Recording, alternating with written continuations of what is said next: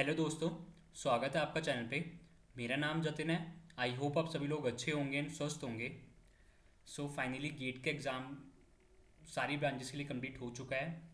And जिन बच्चों का अच्छा नहीं भी किया होगा तो प्लीज़ आप डीमोटिवेट मत होइए। पहले तो वेट कीजिए, आपकी रिस्पॉन्स की और आंसर की साथ में आएंगे। उन दोनों को मैच कीजिए कितने नंबर बन रहे हैं, कुछ आइडिया रफ मिलेगा। तब जाके आपको कुछ आइडिया लगेगा कि आप कहाँ एक तरीके से लाई कर रहे हैं। ठीक है, तो प्लीज़ रिस्पॉन्स के आंसर की आने का वेट कीजिए।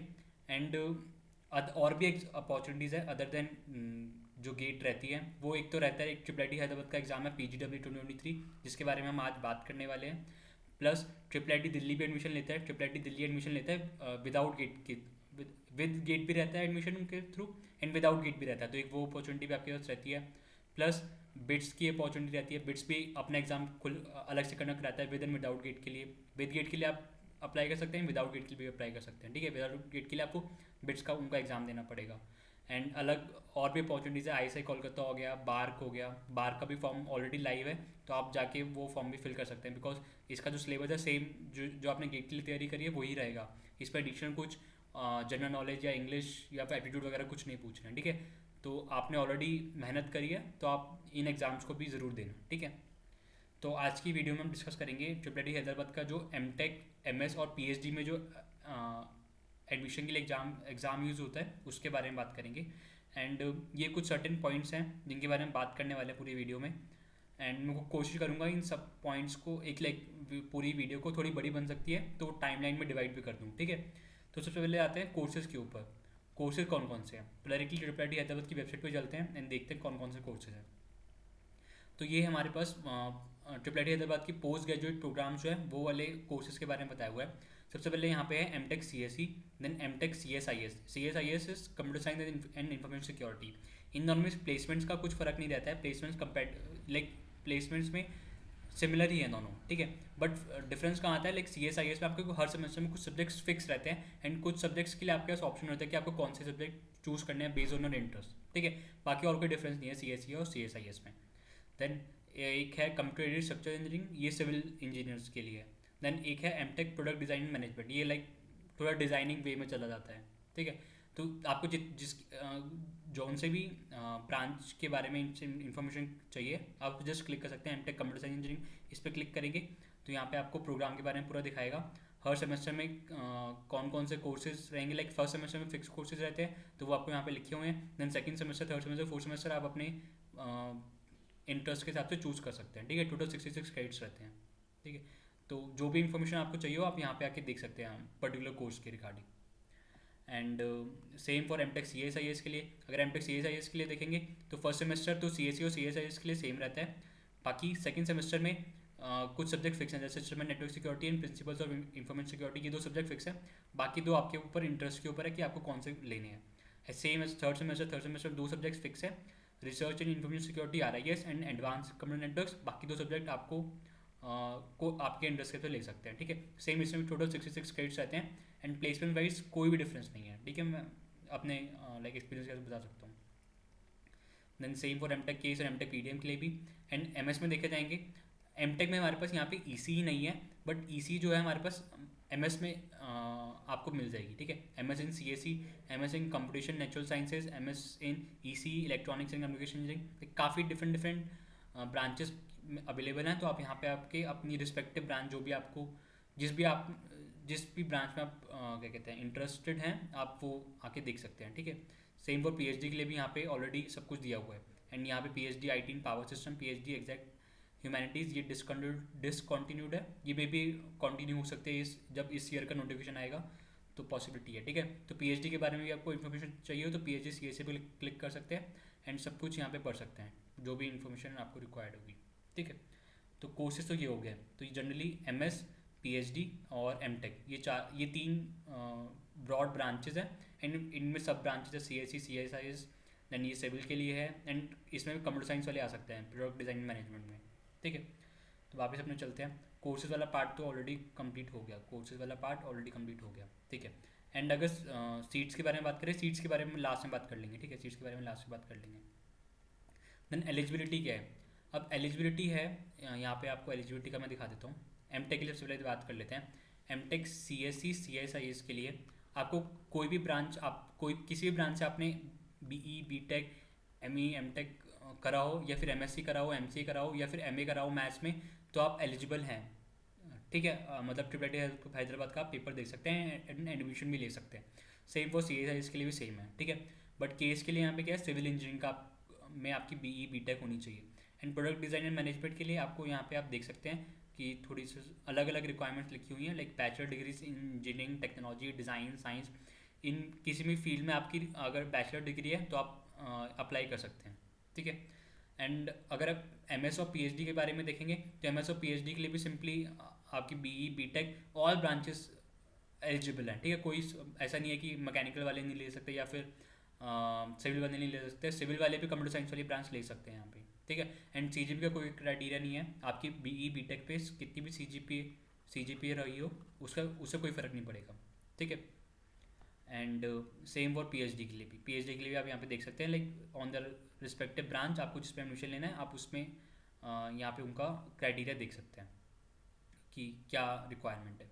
ठीक है, देन हमारे पास एलिजिबिलिटी का रह गया, एलिजिबिलिटी का हो गया। ठीक है, अब मेन बात आती है एग्ज़ाम पैटर्न्स।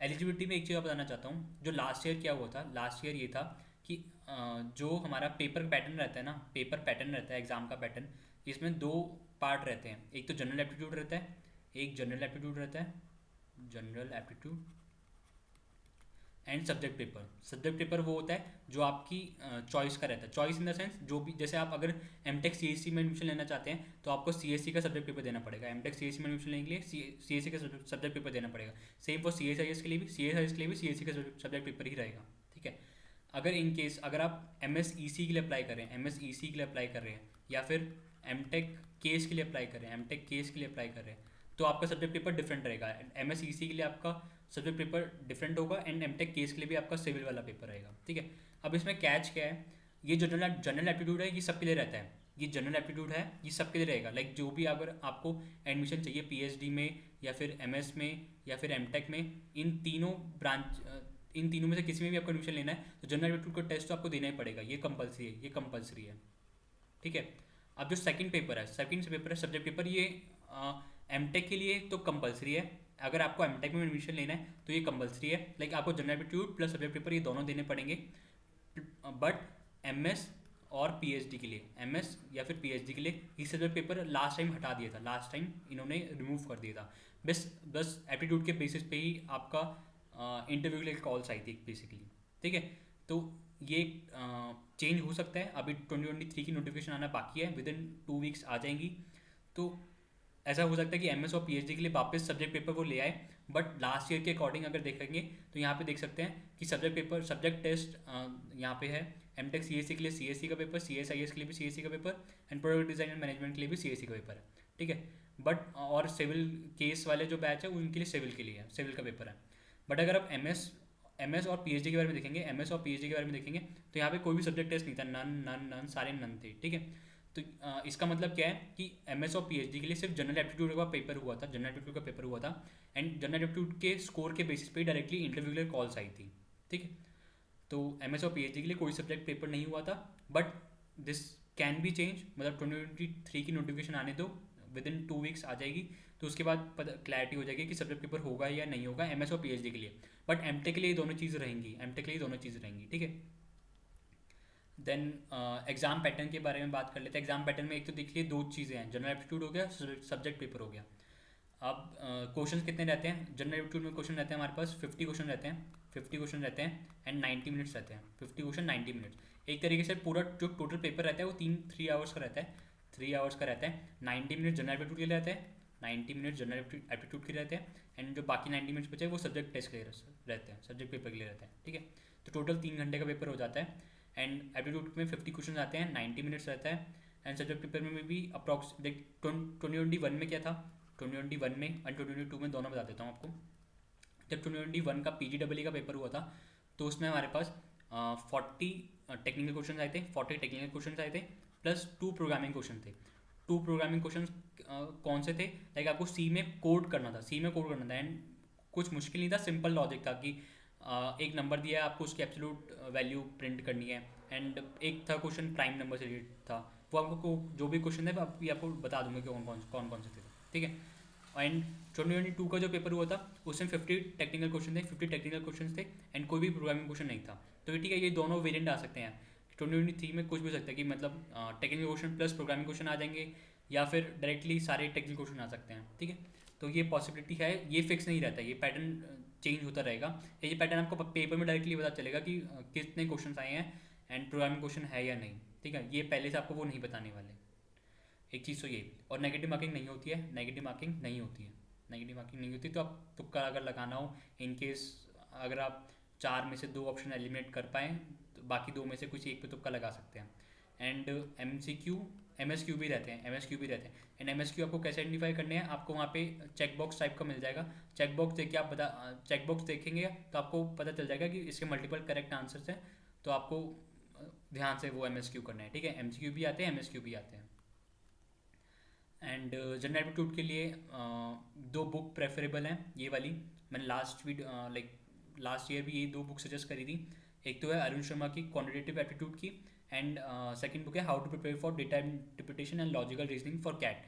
लाइक यहाँ पे कैट लिखा हुआ है बट पूरी बुक आपको कंप्लीट नहीं करनी है, जस्ट टॉपिक्स में से बेसिक आपके पास नॉलेज होनी चाहिए, ठीक है।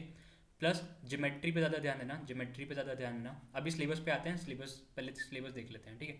सिलेबस ये वाला पार्ट तो पूरा हो गया ना, हाँ सिलेबस पे आ जाते हैं। सिलेबस है हमारे पास, ये रहा सिलेबस। तो जनरल एप्टीट्यूड में आप सिलेबस देखेंगे तो क्या है, this paper will emphasize on basic aptitude, logical reasoning and basic question on computers and mathematics. Like computers में लाइक क्या आएगा आपका, एक बेसिकली आ सकता है डेसिमल नंबर सिस्टम के ऊपर आ सकता है क्वेश्चन, नंबर सिस्टम के ऊपर क्वेश्चन आ सकते हैं कि एक नंबर एक पर्टिकुलर नंबर सिस्टम में दिया, आपको दूसरे नंबर सिस्टम में कन्वर्ट करना है। मैथमेटिक्स में आपके पास वही CSE के लिए 3 चॉइस हैं यहाँ पे, 3 चॉइस नहीं बोलूँगा, लाइक 3 कंपल्सरी चीज़ें हैं। एक तो probability, probability and statistics, probability and statistics, then second is linear algebra and third is calculus. But जो मेजर पोर्शन आता है वो यहीं से आता है, इन दोनों से आता है, प्रोबेबिलिटी एंड स्टैटिस्टिक्स से, लीनियर अलजेब्रा से, ठीक है। ये प्रोबेबिलिटी एंड स्टैटिस्टिक्स और लीनियर अलजेब्रा से मेजर पोर्शन आएगा। एंड डिस्क्रीट मैथमेटिक्स जो है पार्ट, वो कंप्यूटर साइंस इंजीनियरिंग का पार्ट है, लाइक सब्जेक्ट पेपर का पार्ट है, वो एप्टीट्यूड का पार्ट नहीं है, ठीक है। प्लस इसमें ज्योमेट्री वाले क्वेश्चन भी आते हैं, लाइक ज्योमेट्री में आपके पास सर्कल्स एंड ट्राइंगल्स की काफ़ी सारी प्रॉपर्टीज रहती हैं, सर्कल्स और ट्राइंगल्स की काफ़ी सारी प्रॉपर्टीज रहती हैं, वो भी पूछा जाता है। एंड लॉजिकल रीजनिंग में काफ़ी अच्छे से ध्यान दिया जाता है, logical reasoning plus comprehension based question भी रहते हैं, कॉम्प्रीहेंशन बेस्ड क्वेश्चन रहते हैं। लाइक एक बड़ा सा कॉम्प्रीहेंशन दे देंगे, देन आपको उस कॉम्प्रीहेंशन के ऊपर 3 से 4 क्वेश्चन बेस्ड आपको आंसर करने होंगे, ठीक है। एंड वो कॉम्प्रीहेंशन इंग्लिश कॉम्प्रीहेंशन भी रह सकता है या वो मैथमेटिकल कॉम्प्रीहेंशन भी रह सकता है। लाइक आपको कुछ सिचुएशन दी हुई है एंड उस सिचुएशन के हिसाब से आपको एक पर्टिकुलर केस बना के वो आंसर करना है, ठीक है। तो ये जनरल एप्टीट्यूड का सिलेबस रहता है। एंड जनरल एप्टीट्यूड के लिए बुक आपको मैंने ऑलरेडी बता दी। अगर CSE का जो सब्जेक्ट टेस्ट है वो देखेंगे, उसका सिलेबस सिमिलर टू गेट है, सिमिलर टू गेट है, बट इसमें जो माइनर चेंजेस है वो आपको बता देता हूँ। माइनर चेंजेस वो क्या है, TOC और CD सिलेबस में नहीं है, TOC और CD सिलेबस में नहीं है, तो आपको ये 2 सब्जेक्ट्स नहीं पढ़ने हैं, बाकी सब कुछ सेम है। डिस्क्रीट मैथमेटिक्स हो गया, fundamental programming concepts like C वाले जो C प्रोग्रामिंग हो गया, देन C प्रोग्रामिंग का यहाँ पे थोड़ा control flow, functions, recursion, DS वाला हो गया, DS, then algo, basic algorithm, then boolean algebra, digital building blocks, karnaugh maps. And यहाँ पे सीक्वेंशियल सर्किट्स गिवन नहीं है, सीक्वेंशियल सर्किट्स भी आता है, सीक्वेंशियल सर्किट्स भी आता है, लाइक पूरा डिजिटल लॉजिक का यहाँ पे सिलेबस लिखा है इन्होंने, बट यहाँ पे सीक्वेंशियल सर्किट्स मिसिंग है, बट सीक्वेंशियल सर्किट से भी क्वेश्चन आता है, ठीक है। तो उसको मिस कर देना। देन COA हो गया हमारा, number system, number system basically इसी का पार्ट है डिजिटल लॉजिक का, जैसे हमारे पास एक नंबर से दूसरे नंबर में कन्वर्ट करने के लिए like binary to hexadecimal, hexadecimal to octal and plus IEEE notation वाला पार्ट भी आ जाता है, ठीक है। Capability to write program in C और C++ इज एक्सपेक्टेड, लाइक आपको प्रोग्राम्स लिखने आने चाहिए। देन DBMS आ जाता है, DBMS में भी यहाँ पे just function dependency and SQL लिखा है, ये ज़रूरी नहीं है कि इनसे ही आएगा, बाकी आपको इंडेक्सिंग, नॉर्मलाइजेशन एंड उन टॉपिक से भी आपके लाइक कमांड होनी चाहिए। एंड ER डायग्राम पे भी लाइक पूरा DBMS कंप्लीट करना है, सिर्फ इन 2 टॉपिक्स को ही नहीं करना है, ठीक है। Then computer network operating system, तो TOC CD छोड़ के बाकी सारी चीज़ें आएंगी। एंड हाँ मतलब मैंने प्रिपरेशन के ऊपर बता देता हूँ, लाइक सिलेबस वाला पार्ट तो हो गया, मोस्टली सिलेबस वाला पार्ट हो गया। अब प्रिपरेशन रिसोर्सेज पे आ जाते हैं, लाइक प्रिपरेशन के लिए रिसोर्सेज क्या है। सबसे पहले तो मैंने लास्ट ईयर जो वीडियोस बनाई थी वो आपको देखनी है, लाइक सब्जेक्ट वाइज एटीट्यूड के लिए बनाई थी। एटीट्यूड के लिए आई थिंक 2 वीडियोस बनाई थी। एक तो ये फर्स्ट वाली ये थी जिसमें हमने कुछ 2021 के क्वेश्चन भी डिस्कस करे थे कि पेपर में क्या आए थे, एंड एक वीडियो और थी एटीट्यूड के बारे में, ठीक है। तो ये आपको प्लेलिस्ट का मैं नीचे लिंक दे दूंगा ताकि आपको ढूंढने में दिक्कत ना हो, एंड इस प्लेलिस्ट को प्रॉपर्ली फॉलो करेंगे तो आपको कोई दिक्कत नहीं होगी, ठीक है। एंड सब्जेक्ट वाइज प्लेलिस्ट भी बनाई थी, लाइक सीओए डिजिटल लॉजिक के लिए एक वीडियो थी, देन ऑपरेटिंग सिस्टम के ऊपर, डीबीएमएस के लिए, then discrete mathematics, computer networks, ऐसी प्रोग्रामिंग क्वेश्चंस क्या क्या आ सकते हैं, एंड जो बाकी सब्जेक्ट्स बचे, ऑपरेटिंग सिस्टम तो हो गया, हाँ, डी एस एल्गो, उन टॉपिक्स के ऊपर भी वीडियो है। तो ये पूरी प्लेलिस्ट का मैं नीचे लिंक दे दूंगा। तो उसमें मैंने काफ़ी लाइक लास्ट टाइम सारी चीज़ डिस्कस कर दी थी, बट काफ़ी सारे न्यू स्टूडेंट्स होंगे जिनको ट्रिपल डी हैदराबाद के एग्ज़ाम के बारे में नहीं पता होगा, तो ये वीडियो बेसिकली उनके लिए है, ठीक है। एंड यहाँ पे 2 वीडियो लाइक कुछ FAQs के ऊपर भी थी, तो ये वाली वीडियो भी ज़रूर देख लेना, ठीक है। देन हम आगे चलते हैं PYQs के ऊपर। PYQs generally like triple T Hyderabad अलग से प्रोवाइड नहीं करता है, जो लाइक आपको प्रीवियस क्वेश्चन नहीं मिलेंगे इसके, बट यहाँ पे हमारे पास अप्लाइड गेट की एक 2019 का उन्होंने एक टेस्ट बनाने की कोशिश करी थी based on the feedback of the candidates. तो आप यहाँ पे ये टेस्ट ले सकते हैं, लाइक ये फ्री है, ठीक है। तो यहाँ पे ये फर्स्ट वाला एप्टीट्यूड का सेक्शन है, देन सेकंड वाला आपका टेक्निकल सेक्शन है। तो मैं इसका डिस्क्रिप्शन बॉक्स में नीचे लिंक दे दूँगा ताकि आप ये टेस्ट को दे पाएँ, ठीक है। एंड जो प्लेलिस्ट है, ये प्लेलिस्ट ये रही, इसमें सारे सब्जेक्ट वाइज भी है, computer network, data structures, programming question, algorithms, ठीक है। तो ये वाली वीडियो आप देख लेना। ये प्लेलिस्ट पे 2 वीडियो थी, पहली वाली तो ये थी, एंड सेकंड वाली थी ये वाली जिसमें हमने बुक्स की PDF प्लस वीडियो लेक्चर्स वगैरह भी डिस्कस करे थे कि कहाँ से आप रिसोर्सेज क्या हैं। एंड ये वाली 2 FAQ वीडियोज़ हैं कि ट्रिपल टी हैदराबाद के रिगार्डिंग की हैं, ये दोनों भी ज़रूर देख लेना, ठीक है। तो वापस अपने उस पर चलते हैं, क्या क्या चीज़ें और कवर करनी है हमें। प्रिपरेशन रिसोर्सेज हो गया, PYQs आपको 2020 वाला मिल जाएगा, 2021 वाले मैंने डिस्कस करे ही हैं उन जो प्लेलिस्ट वाली वीडियोस में, तो आपको उसमें क्लैरिटी हो जाएगी। देन स्टाइपेंड पे आते हैं। स्टाइपेंड आपको तभी मिलेगा 12,400 रुपये जो मिलते हैं, 12,400 तभी मिलेंगे अगर आप गेट क्वालिफाइड रहेंगे।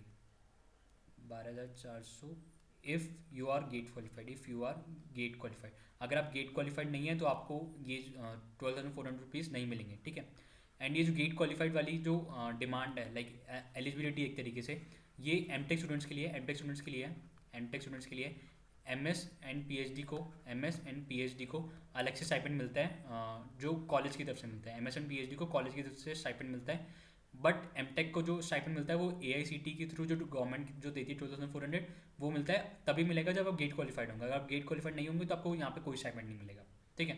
As simple as that. Then next आते हैं इंटरव्यू एंड रिज्यूमे। लाइक अगर 2020 से पहले देखेंगे, 2020 जो PG का एग्ज़ाम होता है उससे पहले जितने भी एग्ज़ाम होते थे उन सब में सॉरी 2021 से पहले, 2021 से पहले जितने भी ट्रिपल टी हैदराबाद के एग्ज़ाम होते थे उन सब में क्या होता था, आपका पहले जो ये जो 3 घंटे का टेस्ट हो गया, ये 3 घंटे का टेस्ट हो गया, ये 3 घंटे का test, 3 hours test plus interview रहता था। जब अगर आप इसमें शॉर्ट लिस्टेड हो जाएंगे टेस्ट के बाद, देन आपके पास इंटरव्यू के लिए कॉल आता था, ठीक है। But 2021 then 2022 then and in last 2 years में एमटेक के लिए इंटरव्यू नहीं लिया है, एमटेक के लिए डायरेक्ट पेपर से शॉर्टलिस्ट करा गया है। बट MS और PhD के लिए हमेशा इंटरव्यू रहता है, ठीक है। MS और PhD के लिए हमेशा इंटरव्यू रहेगा। तो इंटरव्यू जो रहेगा MS और PhD के लिए हमेशा रहता है, कंपलसरी है, तो मैंडेटरी है, चाहे कुछ भी हो जाए ये मैंडेटरी है। बट लास्ट 2 ईयर से एमटेक के लिए इंटरव्यूज़ नहीं हो रहे हैं, बट 2023 में मे भी चेंज हो सकता है बिकॉज अभी कोविड की सिचुएशन एकदम नॉर्मल है, एंड तो they can take interviews for MTech. So ये अभी भी अननोन है, मतलब जब नोटिफिकेशन आएगा तभी पता चलेगा कि एमटेक के लिए 2023 का जो इंटरव्यूज़ होंगे या नहीं होंगे, ठीक है। एंड रिज्यूमे में भी आप बना लीजिए, लाइक अगर आपने रिज्यूमे अपना नहीं बनाया है तो क्योंकि जब ट्रिपल टी हैदराबाद का नोटिफिकेशन आएगा, जब आपको एप्लीकेशन पोर्टल में अपना फॉर्म फिल करना पड़ेगा तो वहाँ पे रिज्यूमे भी मांगते हैं, तो आपको रिज्यूमे अपना वहाँ पे सबमिट करना पड़ेगा, तो रिज्यूमे बना लेना, ठीक है।